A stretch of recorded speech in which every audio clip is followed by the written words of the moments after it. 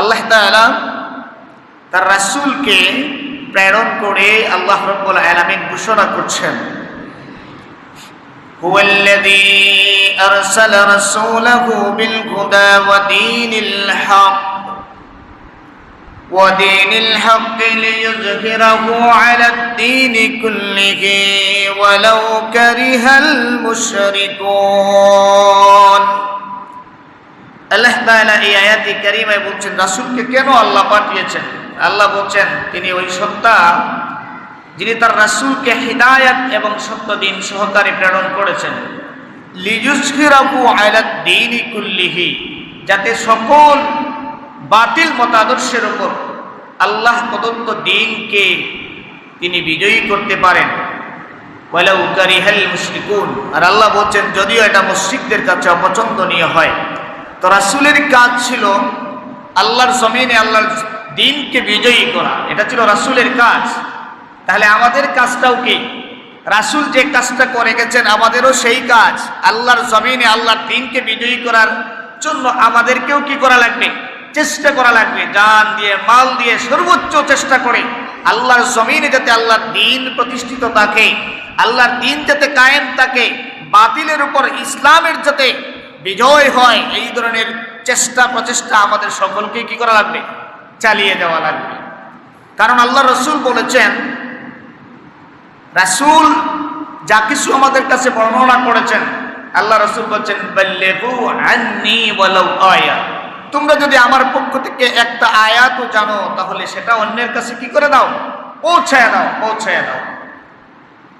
সাহাবায়ে কেরাম রাদিয়াল্লাহু তাআলা আনহুম আজমাইন আল্লাহর নবীর এই হাদিসগুলো তারা ভালোভাবে বুঝেছিলেন, যার কারণে বিদায় হজ্জের ভাষণে আল্লাহর নবী যখন বিদায় হজ্জের ভাষণ দিয়েছিলেন, লক্ষাধিক সাহাবী বিদায় হজ্জের ভাষণে উপস্থিত ছিলেন। কিন্তু আজকে মক্কা মদিনায় খুঁজাইলে সেই লক্ষাধিক সাহাবী কেন কয়েক হাজার সাহাবীর কবর ছাড়া, মাকবারা ছাড়া আর কোনো মাকবারা খুঁজে পাওয়া যায় না। ওই সাহাবায়ে কেরাম রাদিয়াল্লাহু রিদওয়ানুল্লাহি তাআলা আলাইহিম আজমাইন বুঝেছিলেন আল্লাহর নবী যেই দ্বীনকে জমিনে কায়েম করার জন্য দায়িত্বপ্রাপ্ত হয়েছিলেন, আজকে আল্লাহর নবী যখন এই দুনিয়ায় যখন আর থাকবেন না, নবী করিম সাল্লাল্লাহু আলাইহি ওয়াসাল্লামের বিদায়ের পরে গোটা দুনিয়ায় আল্লাহর দ্বীনের দাওয়াতকে ছড়িয়ে দেওয়া আমাদের এই সবচেয়ে বড় কাজ, আমাদের সবচেয়ে বড় কাজ আল্লাহর দ্বীনের দাওয়াতকে দুনিয়াব্যাপী ছড়িয়ে দেওয়া। যার কারণে সাহাবায়ে কেরাম রিদওয়ানুল্লাহি তাআলা আলাইহিম আজমাইন সবাই গোটা দুনিয়ায় ছড়িয়ে পড়েছিলেন, যে যেদিকে পেরেছেন ওই দিকে দ্বীনের দাওয়াত নিয়ে ছুটেছিলেন। আজকে আমরা যারা আজকে আল্লাহর নবীর উম্মত হিসেবে আমরা আছি, আমরা যারা নবী করিম সাল্লাল্লাহু আলাইহি সাল্লামের সুপারিশ পেতে চাই, শাফাআত পেতে চাই, আমরা যারা কবরে রাসূলকে চিনতে চাই, আমরা যারা হাসরে রাসূলের সাহায্য পাইতে চাই, আমরা যারা হাউজে কাউসারে নবীর হাত থেকে কাউসারের পানি পান করতে চাই, আমাদেরকেও আল্লাহর জমিনে আল্লাহর নবীর রেখে দেওয়া দ্বীনটাকে কায়েম করার জন্য প্রাণপণ চেষ্টা চালাতে হবে। এটা আমাদের উপর রাসূলের একটা হক, রাসূল যেটা রেখে গেছেন এটাকে আঞ্জাম দেওয়া, এই কাজগুলো করা। রাসূলের আরেকটি গুরুত্বপূর্ণ হক হলো রাসূলের ইন্তেকাল। রাসূলের উপর আমাদের গুরুত্বপূর্ণ একটা আমাদের উপর অধিকার রাসূলের, সেটা হলো আমরা রাসূলের উপর দুরূদ পড়ব। রাসূলের উপর কি পড়ব?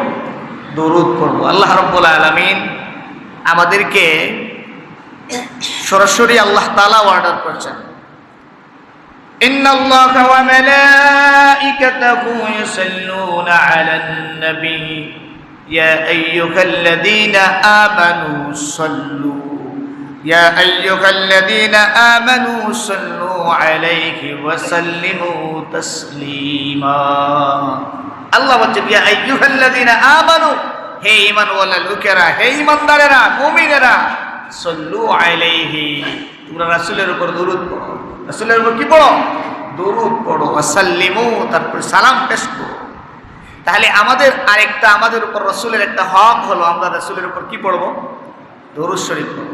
নামাজের মধ্যে আমরা দুরূদ শরীফ পড়ি, শুধু নামাজেই নয়, নামাজে দুরূদ শরীফের ক্ষেত্রে যেমন ইমাম শাফি রহমতুল্লাহ আলাইহি বলেছেন, নামাজে যে আমরা তাশাহুদে দুরূদ শরীফ যেটা পড়ি, এই দুরূদ শরীফের মধ্যে বলা হয়েছে, তিনি বলেছেন যে দুরূদ শরীফ পড়া ওয়াজিব করেছেন।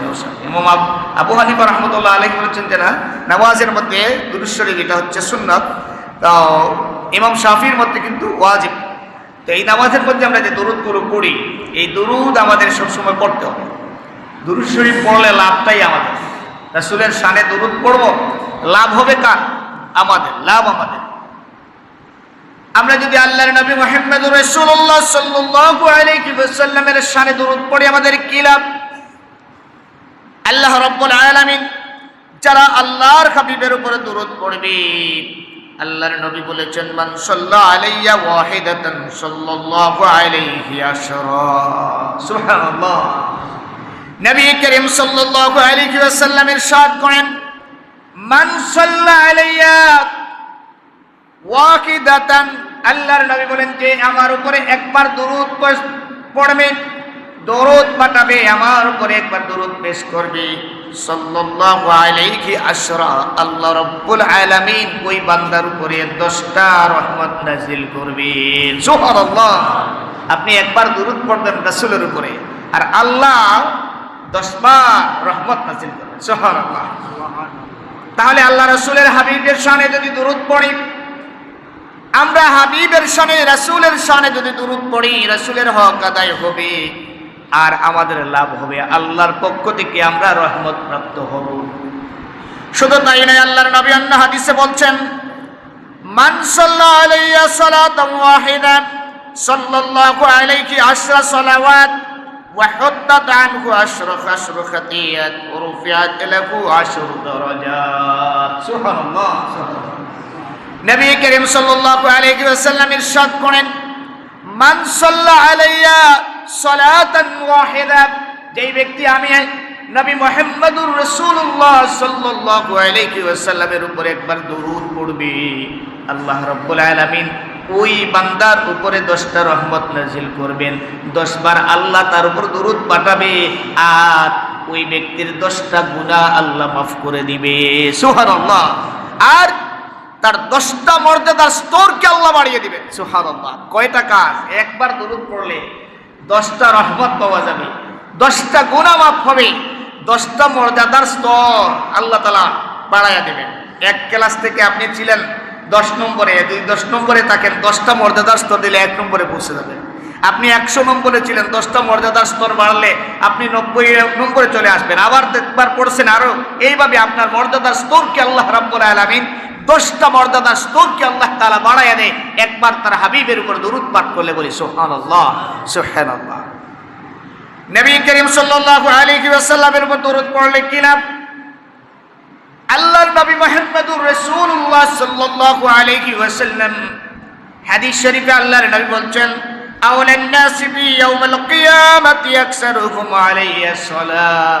আল্লাহর নবী বলছেন, কিয়ামতের দিন, ময়দানে মাহশরের যেই দিন আমি হাবিব ছাড়া সুপারিশকারী আর কেউ থাকবে না, আমি মুহাম্মদুর রাসূলুল্লাহ সাল্লাল্লাহু আলাইহি ওয়াসাল্লামকে আল্লাহ রাব্বুল আলামিন সর্বপ্রথম সুপারিশের অনুমতি দিবেন, কথা বলার অনুমতি দিবেন।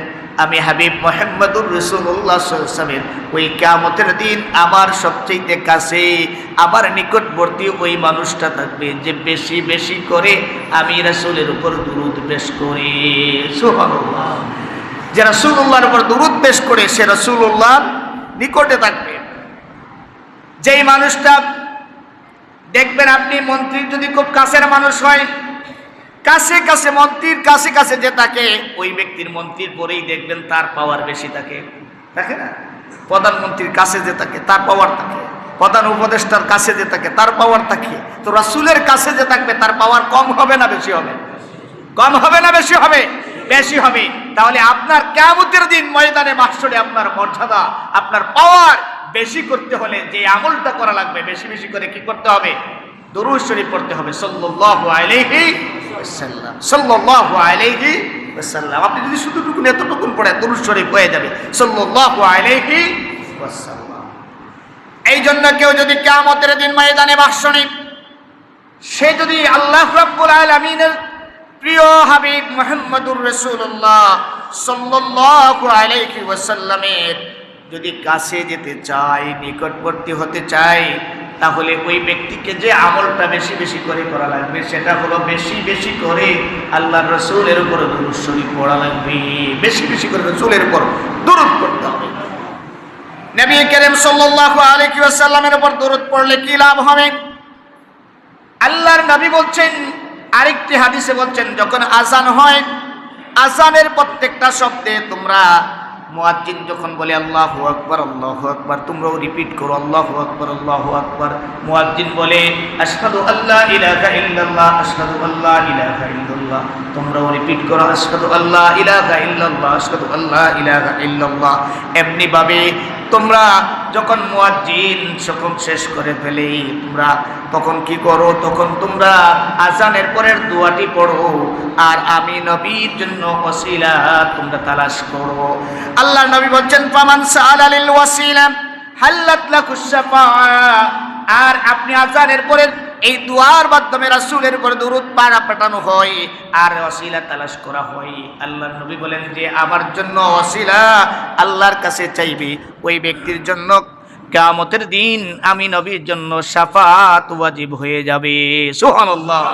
আমি রাসূল, সেই দিন আমি ওই সমস্ত বান্দাদের জন্য আমি কি করব? কিয়ামতের দিন সুপারিশ করব, আমি শাফাআত করব। সুবহানাল্লাহ সুবহানাল্লাহ।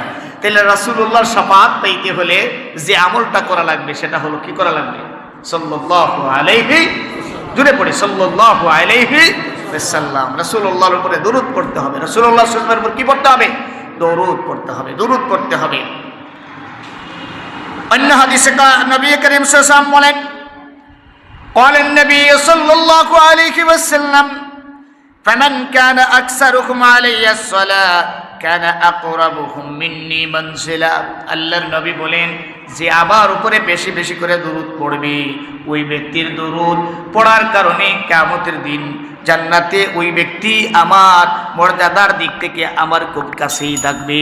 সুবহানাল্লাহ। জান্নাতে মর্যাদার দিক থেকে আমার কাছে থাকবে। তো রাসূলুল্লাহ সাল্লাল্লাহু আলাইহি ওয়াসাল্লামের উপর দরুদ পড়া, রাসূলের উপর দরুদ পড়া, মহব্বত নিয়ে দরুদ পড়া, ভালোবাসা নিয়ে দরুদ পড়া, এই দরুদ পড়ার মধ্যে রাসূলের মহব্বতের প্রকাশ পায়। রাসূলের কিসের প্রকাশ পায়?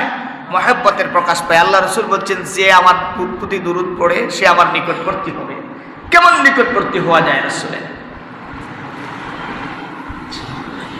উসমানীয় সালতানাতের 34তম সুলতান, সুলতান দ্বিতীয় আব্দুল হামিদ। তো সুলতান দ্বিতীয় আব্দুল হামিদ যখন ক্ষমতায়, তখন তার একটা বৈশিষ্ট্য ছিল, তিনি প্রতি জুমাবারে তিনি পাবলিকের জন্য ওপেন করে দিতেন। পাবলিকের চিঠিগুলো তিনি পড়তেন, বিভিন্ন পাবলিক চিঠি লিখে লিখে তার কাছে পাঠাতো, বিভিন্ন আবেদন দরখাস্ত আসতো, এগুলো তিনি কি করতেন? সুলতান দ্বিতীয় আব্দুল হামিদ এই জুমাবারে তিনি এই চিঠিগুলো পড়ে পড়ে শুনতেন। এমনিভাবে একটি জুমাবারে তার খুব নৈকট্য, এই সুলতান দ্বিতীয় আব্দুল হামিদের খুব নিকটস্থ একজন মানুষ ছিলেন, খুব প্রিয় একজন লোক ছিলেন, যার নাম ছিল তাহসিন পাশা। তো তাহসিন পাশা সুলতান দ্বিতীয় আব্দুল হামিদের খুব নিকটবান ছিল। তো সুলতান দ্বিতীয় আব্দুল হামিদের চিঠিগুলো তাহসিন পাশা জমাবারে এক এক করে পড়ছেন। তো দেখছেন সুলতান আব্দুল হামিদ বিস্ময়ের সাথে তাকাইলেন, অবাক হয়ে দেখলেন তাহসিন পাশা সবগুলো চিঠি পড়ছে, একটা চিঠি তার সামনে যখন আসছে চিঠিটা না পড়ে, ওই দরখাস্তটা না পড়ে সে আস্তে করে ওটা পাশে রেখে দিচ্ছে। সুলতান আব্দুল হামিদ চিন্তা করলেন তাহসিন পাশা সবগুলো চিঠি দরখাস্ত পাঠ করলো, এটা পাঠ করলো না কেন? এইবার সুলতান দ্বিতীয় আব্দুল হামিদ তাহসিন পাশাকে জিজ্ঞেস করলেন, তাহসিন পাশা তুমি সবগুলো চিঠি পাঠ করলে, এক এক করে চিঠি পড়লি, কার কি দাবি দেওয়া, কার কি চাওয়া? তুমি একটা চিঠি আমি দেখলাম তুমি আস্তে করে রেখে দিলে, ওটা আমার সামনে পাঠ করে তুমি শোনালে না। এবার তাহসিন পাশা অত্যন্ত মাথা নিচু করে লজ্জিত হয়ে বলছে, সুলতানুল আরিফিন, আমি এই চিঠিটা পড়িনি, এই জন্য এই চিঠিটা একজন পাগল মানুষ লিখেছে। কে লিখেছে? একটা পাগল। এই পাগলের কি দাবি? এই পাগলের দাবি হলো এই পাগল তার চিঠির মধ্যে একটা মানুষ একটা দাবি দিয়ে এসেছে। তার দরখাস্তের মধ্যে দাবি হলো, আমার কাছে সুলতান দ্বিতীয় আব্দুল হামিদ আমার কাছে ঋণী, আমি তার সাথে কথা বলতে চাই। চিঠির মধ্যে লিখে দিয়েছে যে সুলতান দ্বিতীয় আব্দুল হামিদ আমার কাছে কি ঋণগ্রস্ত, আমি সরাসরি তার সাথে কি করতে চাই, কথা বলতে চাই। এইবার সুলতান দ্বিতীয় আব্দুল হামিদ অত্যন্ত আল্লাহওয়ালা মানুষ ছিলেন, নেককার মানুষ ছিলেন, অত্যন্ত ইনসাফকারী একজন সুলতান ছিলেন। সুলতান দ্বিতীয় আব্দুল হামিদ তাহসিন পাশাকে বললেন, যাও এই লোকটা কোথায় আছে। তাহসিন পাশা বলল, এই লোকটাই প্রাসাদের আশেপাশে আছে, এই প্রাসাদের ভিতরেই আছে, আমরা ঢুকতে দেই নাই। এই লোকটার দাবির আলোকে আমরা তাকে কিছু স্বর্ণ মুদ্রা দিয়ে চাইছিলাম বিদায় করে দিতে, কিন্তু লোকটা ওই স্বর্ণ মুদ্রা নিতে চায় না। তার কথা হলো সে সরাসরি সুলতানের সাথে কথা বলবে, সে তার দাবি সরাসরি আপনার সামনে পেশ করবে। সেই আমরা চাইছিলাম কিছু টাকা পয়সা দিয়ে বিদায় করে দিতে, সে চাইতে চায় না। সুলতান দ্বিতীয় আব্দুল হামিদ বললেন, যাও এই লোকটাকে নিয়ে আসো। ওই লোকটার নাম ছিল ফয়সাল। ওই ফয়সাল নামক লোকটাকে নিয়ে আসা হলো সুলতান দ্বিতীয় আব্দুল হামিদের সামনে। জিজ্ঞেস করলেন, কে তুমি? বলছে, সুলতান আমি হচ্ছে ফয়সাল, আমি একজন ব্যবসায়ী ছিলাম। তোমার কি দাবি? এইবার ওই লোকটা বলছে, ফয়সাল ব্যবসায়ী। ফয়সাল বলছে, সুলতান আপনি আমার কাছে ঋণগ্রস্ত। সুলতান আপনি আমার কাছে ঋণগ্রস্ত। সুলতান আব্দুল হামিদ আশ্চর্য, এই লোকটাকে তিনি জীবনে কোনোদিন দেখেনও নাই, তার সাথে কোনো কথা নাই। লোকটা বলছে তার কাছে তিনি ঋণগ্রস্ত। বলো কি, তোমার সাথে তো আমার কখনো দেখা হয় নাই, তোমার সাথে তোমার কোনো লেনদেন নাই, তো তোমার কাছে আমি কিভাবে ঋণগ্রস্ত বলো। এইবার ব্যবসায়ী ফয়সাল বলছে, তাহলে শুনুন, আমি একজন ব্যবসায়ী ছিলাম, আমার বড় ব্যবসা বাণিজ্য ছিল, কিন্তু আস্তে আস্তে ব্যবসা দশ নামলো। ব্যবসার মধ্যে মার খাইতে খাইতে দেউলিয়া হয়ে গেলাম, আমার সমস্ত ব্যবসা বাণিজ্য শেষ হয়ে গেল, আমি প্রচুর ঋণগ্রস্ত হয়ে গেলাম। এবার তাহসিন পাশা বলছে, ওই লোক তুমি তো সুলতানের কাছে বলবে তোমার কাছে সুলতান ঋণগ্রস্ত। কেন কেন ঋণগ্রস্ত? তুমি বলছো তোমার কাহিনী। বলছে, এইটাই তো বলতে চাইছি আমি, কেন কেন আমার কাছে সুলতান ঋণগ্রস্ত সেই কথাটাই আমি বলতে চাই। সুলতান বলছেন, বলো। বলছে, আমিরুল মুমিনিন, আমি যখন এমনি অবস্থায় প্রচন্ড ঋণগ্রস্ত হয়ে গেলাম, দেউলিয়া হয়ে গেলাম, আমার কোনো পথ আমি খুঁজে পাচ্ছিলাম না। আমি একের পর এক রাত আল্লাহর কাছে কেঁদে কেঁদে কান্নাকাটি করে দোয়া করি, আল্লাহ আমি যে ঋণগ্রস্ত হয়েছে এই ঋণ থেকে মুক্তি করার ক্ষমতা আর কারো নাই, তুমি চাইলেই একমাত্র আমাকে ঋণ থেকে তুমি মুক্তি দান করতে পারো। প্রতিদিন রাতে আমি আল্লাহ রাব্বুল আলামিনের কাছে এমনি ভাবে রোনাজারি করি। গতকাল রাতে এমনি ভাবে আমিও আল্লাহর কাছে কান্নাকাটি করে দোয়া করে যখন ঘুমাতে গেলাম, হঠাৎ করে ঘুমানোর পরে তাকায়া দেখি আমার সামনে আমার হাবিব মুহাম্মদুর রাসূলুল্লাহ সাল্লাল্লাহু আলাইহি ওয়াসাল্লাম আমার সামনে হাজির। আল্লাহর নবী এসে বলছেন, ও ফয়সাল তুমি যাও সুলতান আব্দুল হামিদের কাছে। সুলতান আব্দুল হামিদকে গিয়ে বলবা, গত রাত্রে কেন আমার হামিদ কেন আমার উপরে দুরূদ পাঠাই নাই, তাকে গিয়ে বলবা তোমার যে ঋণের অসুবিধা আছে, তুমি যে ঋণগ্রস্ত আছো, তোমার ঋণগুলো যেন সুলতান আমার আব্দুল হামিদ যেন তোমার ঋণগুলো পরিশোধ করে দে। সুলতান আব্দুল হামিদ লোকটা যখনই বলছে আমার রাসূল বলেছেন, আমার আব্দুল হামিদ বলছে, তুমি কি বলছো আবার বলো। বলছে, আল্লাহর নবী স্বপ্নে আমাকে বলছেন আমার আব্দুল হামিদের কাছে যাইবা, গিয়ে বলবা গত রাতে কেন আমার উপর দুরূদ পাঠাই নাই, সেজন্য তোমার ঋণ পরিশোধ করে। আমার আব্দুল হামিদ এই কথা বলার পরে বলছে, থামো। থামো বলার পরে তার স্বর্ণ মুদ্রা যেখানে রাখা ছিল ওই জায়গা থেকে একটা থলি স্বর্ণ মুদ্রা নিয়ে লোকটার সামনে দিয়ে বলছে, নাও। আবার বলছেন, আবার বলো আমার রাসূল কি বলেছেন। এইবার বলছেন, আমার রাসূল স্বপ্নে এসে বলছেন আমার আব্দুল হামিদকে গিয়ে বলবা, আমার আব্দুল হামিদ। এই কথা পর্যন্ত যাওয়ার পরে সুলতান বলছে, আবার থামো। আবার এক থলি স্বর্ণ মুদ্রা দিলেন, বললেন আবার বলো। আবার বলছে আমার আব্দুল হামিদকে গিয়ে বলো। যেইভাবে বলতে আছে লোকটা আরেকটার পর একটা থলি স্বর্ণ মুদ্রা দিতে আছে। ওইদিকে তাহসিন পাশা অঝোর নয়নে কাঁদতে আসে। এতদিন ধরে আমি এই সুলতানের পাশে এতদিন ধরে থাকি, সুলতান যে রাসূলকে এত ভালোবাসে, আর রাসূল করিম সাল্লাল্লাহু আলাইহি ওয়াসাল্লাম যে রাসূলের কাছে যে সুলতান এত কাছে পৌঁছে গিয়েছে, আমি তো এটা টের পাই নাই। আমার রাসূল করিম সাল্লাল্লাহু আলাইহি ওয়াসাল্লাম যা সরাসরি বলেছেন আমার আব্দুল হামিদ, এই কথায় সুলতান এত খুশি হয়েছে, এক এক করে পুরা ভান্ডার শেষ করে দিয়েছে, সবগুলো স্বর্ণ মুদ্রা দিয়ে। বলি আল্লাহু আকবার। আল্লাহর নবীর এত মহব্বত সুলতান আব্দুল হামিদের কাছে ছিল। এইবারে তাহসিন বাশা ব্যবসায়ী ফয়সালকে বলছে, যেই পরিমাণ স্বর্ণ মুদ্রা তোমাকে সুলতান দিয়েছে তোমার কি এনাফ হবে না? বলছে আমার জন্য যথেষ্ট হবে, আমার ঋণ মুক্ত হয়ে যাব, আমার জীবন চলে যাবে, আমার আর লাগবে না। বলছে তুমি চলে যাও। এবার চলে যাওয়ার পরে ওই ব্যবসায়ী তাহসিন পাশা সুলতান আব্দুল হামিদকে জিজ্ঞেস করছে, সুলতান আপনি যে আজকে এমনভাবে স্বর্ণ মুদ্রা দিলেন, পুরো রাজ ভান্ডারটাও তো খালি করে দিলেন, সব স্বর্ণ মুদ্রা দিয়ে দিলেন। এইবার সুলতান দ্বিতীয় আব্দুল হামিদ বলছে, তাহসিন পাশা শোনো, এই কথা শোনার পরে আমার রাজপ্রাসাদ নয়, আমি যদি গোটা সাম্রাজ্য যদি এই লোকটাকে দিয়ে দিতাম তারপরেও আমি তৃপ্তি পাইতাম না। আমার প্রতিদিনের অভ্যাস ছিল, আমি রাত্রে যখন ঘুমাইতে যাইতাম আমার রাসূলের উপর দরুদ পড়ে পড়ে আমি ঘুমাইতাম। কিন্তু গতকালে আমি যখন প্রচণ্ড কাজের চাপের মধ্যে ছিলাম, প্রচণ্ড কাজের চাপের কারণে আমার রাসূলের উপর দরুদ পড়তে পারি নাই, দরুদ না পড়ে ঘুমিয়ে গিয়েছি। আর আমি যে আমার রাসূল যে আমাকে এত ভালোবাসে, আমার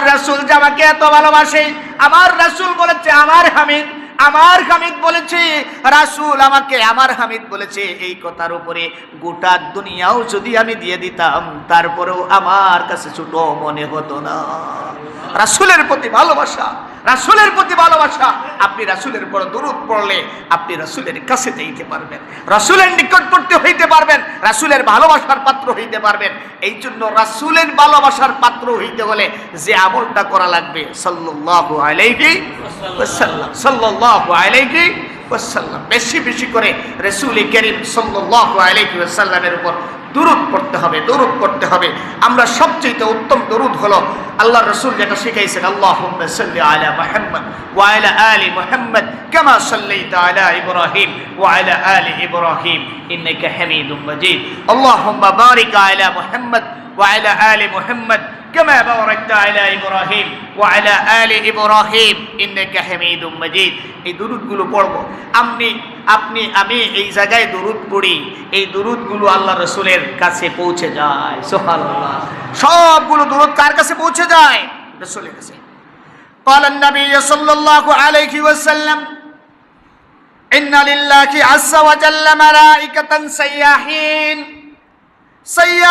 في الأرض ইউবাল্লিগুনি মিন উম্মাতিস সালাম। আল্লাহর নবী বলেন, এই পৃথিবীতে সফরকারী আল্লাহর পক্ষ থেকে একদল ফেরেশতা আছে, যেই ফেরেশতারা আমার কোনো উম্মত যখন আমার উপরে সালাম পাঠায়, আমার উপরে দরুদ পাঠায়, এই দরুদ আর সালামটা আমি রাসূলের কাছে পৌঁছাইয়া দেই। সুবহানাল্লাহ। এমনকি আল্লাহ রাসূল বলছেন যে এই ফেরেশতাগুলোর বৈশিষ্ট্য হলো এরা গোটা দুনিয়ার সমস্ত মানুষের নাম জানে, সব মানুষের নাম জানে। এরা নাম ধরে ধরে বলে, ইয়া রাসূলুল্লাহ, অমুকের ছেলে অমুক আপনার উপরে দরুদ পড়েছে। আর নবী করিম সাল্লাল্লাহু আলাইহি ওয়াসাল্লাম এর উপর দরুদ যখন পড়ে, আল্লাহ রাসূল সাল্লাল্লাহু আলাইহি ওয়াসাল্লাম বলেন, এই দরুদের কারণে আমি চিনতে পারি আমার কোন উম্মতটা আমার উপরে দরুদ পাঠিয়েছে। সুবহানাল্লাহ। আমরা এই জায়গায় আমরা জাঙ্গিরায় বসে দরুদ পড়ি, আর এই দরুদটা পৌঁছে যায় আল্লাহ রাসূলের কবরে, রওজায়। সুবহানাল্লাহ, সুবহানাল্লাহ, সুবহানাল্লাহ। আমরা যারা রাসূলুল্লাহ রওজায় যাই, সবচেয়ে বড় উমরায় গেলেন, আপনি যে সালামটা দিলেন রাসূলকে, আমরা অনেকে এই জিনিসগুলো খেয়াল করি না।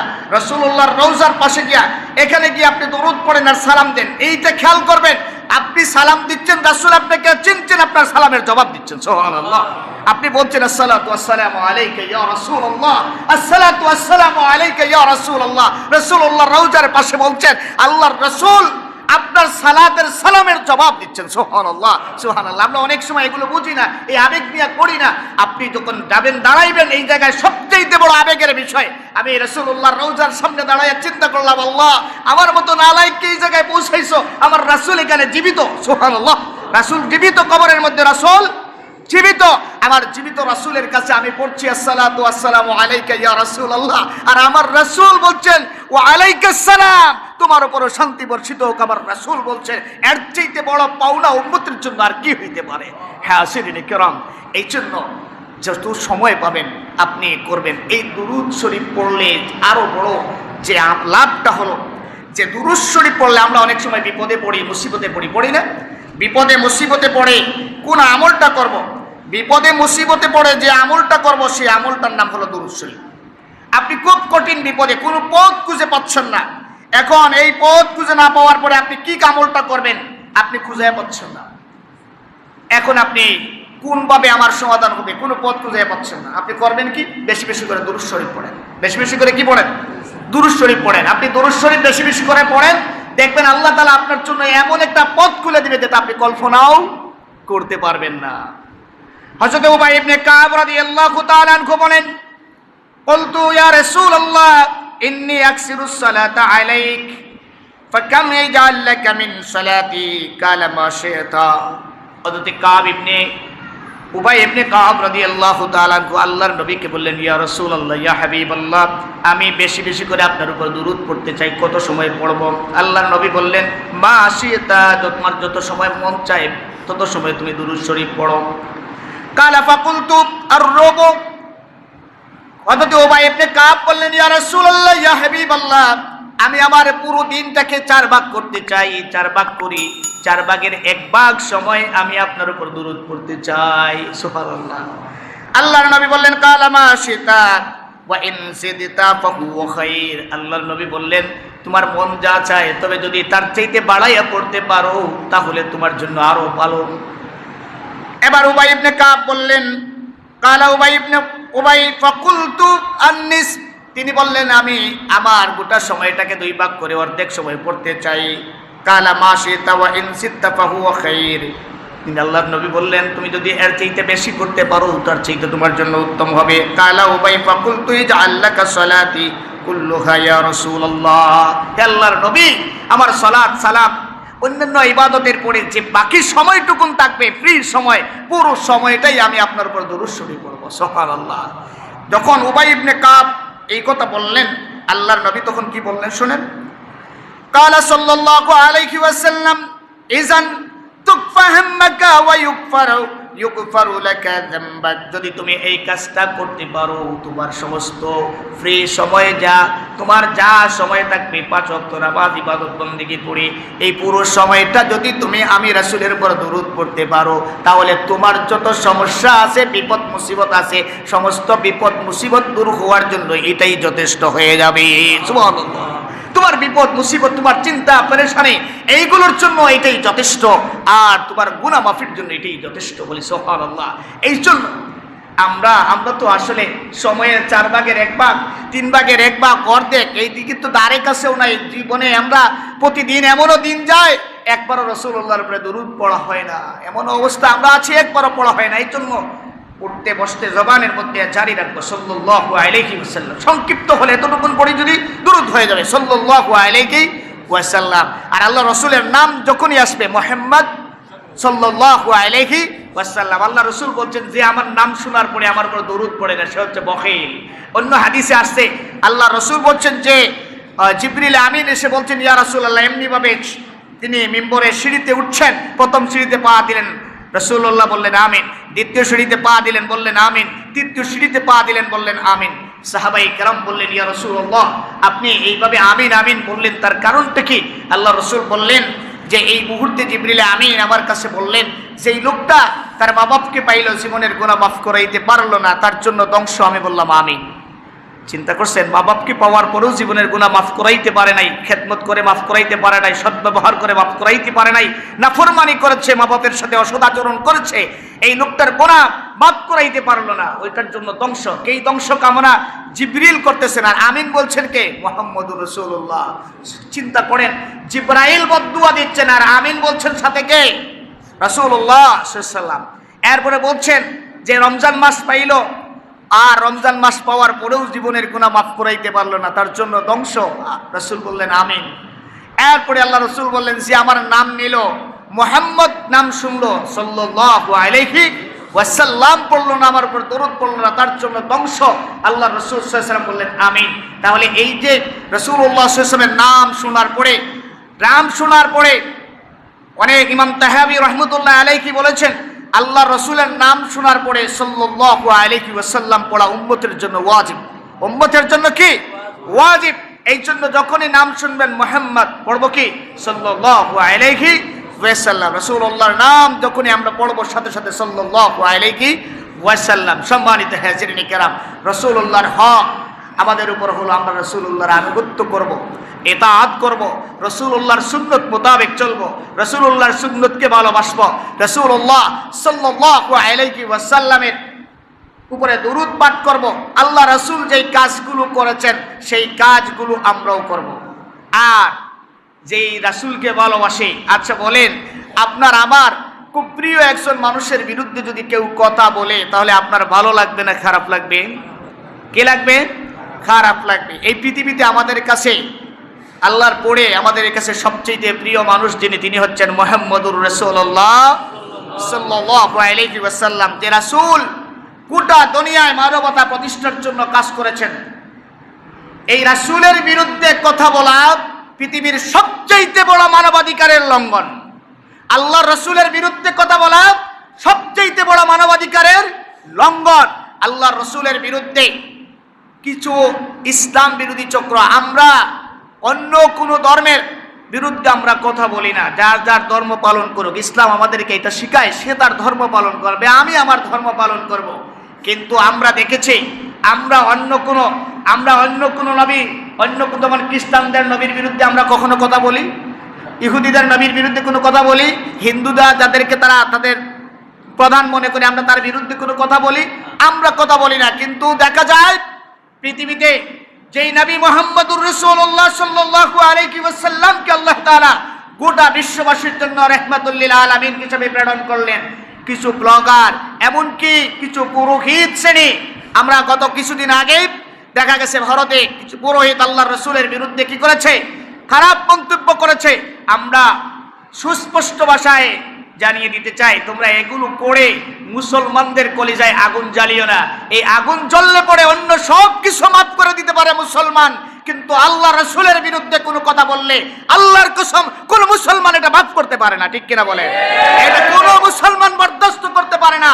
এটা যদি একবার যদি আগুন জ্বলে ওঠে, তাহলে ভারত নয় গোটা দুনিয়ায় আগুন জ্বলবে এটার জন্য। কারণ আল্লাহর রাসূলকে গোটা দুনিয়ার সমস্ত মুসলমান তার নিজের চাইতে, তার মা বাপের চাইতে, তার সন্তানের চাইতে, সবকিছুর চাইতে তার রাসূলকে বেশি ভালোবাসে। ঠিক কিনা বলেন? এই ভারতের ইতিহাসে এর আগেও নজির স্থাপিত হয়েছে। আল্লাহ রাসূলের বিরুদ্ধে কথা বলার কারণে, রাসূলুল্লাহর পরিবারকে নিয়ে কথা বলার কারণে এর আগেও অনেক মুসলমান ইমানি জজবা দেখিয়েছে ভারতে। আজকেও আমরা চাই না এমন কিছু ঘটুক, আমরা চাই না এমন কিছু ঘটুক। যারা এগুলো করেছে দুনিয়াবাসীর কাছে এরা মাপ চাক, ক্ষমা চাক, আর যেন কেউ এমন কাজ না করে। এমন কাজ যদি করে গোটা দুনিয়ার মুসলমান যদি এক হয়ে যায়, মুসলমান যদি এই ব্যাপারে সোচ্চার হয়ে যায়, দুনিয়ার কোনো জায়গায় এরা পালাইবার জায়গা পাবে না। গোটা দুনিয়ায় সব জায়গায় ধরা হবে তখন। আল্লাহ রাব্বুল আলামিন আমাদেরকে সমস্তান করুন দুনিয়ার শান্তি প্রতিষ্ঠার জন্য। আমরাও অন্য কোনো নবী রাসূল বা অন্য কোনো ধর্মের ব্যাপারে কথা বলবো না। আর আমাদের দাবিও থাকবে, কেউ যেন আমাদের ধর্মের ব্যাপারে, আমাদের রাসূলের ব্যাপারে, রাসূলের পরিবারের ব্যাপারে যেন কটূক্তি না করে, তাহলেই সবাই শান্তিতে থাকতে পারে। অন্যথায় শান্তি বিঘ্নিত হলে এটার দায়ভার তাদেরকেই নেওয়া লাগবে, আল্লাহ রাব্বুল আলামিন আমাদের সবাইকে সমঝ দান করুন। আমিন।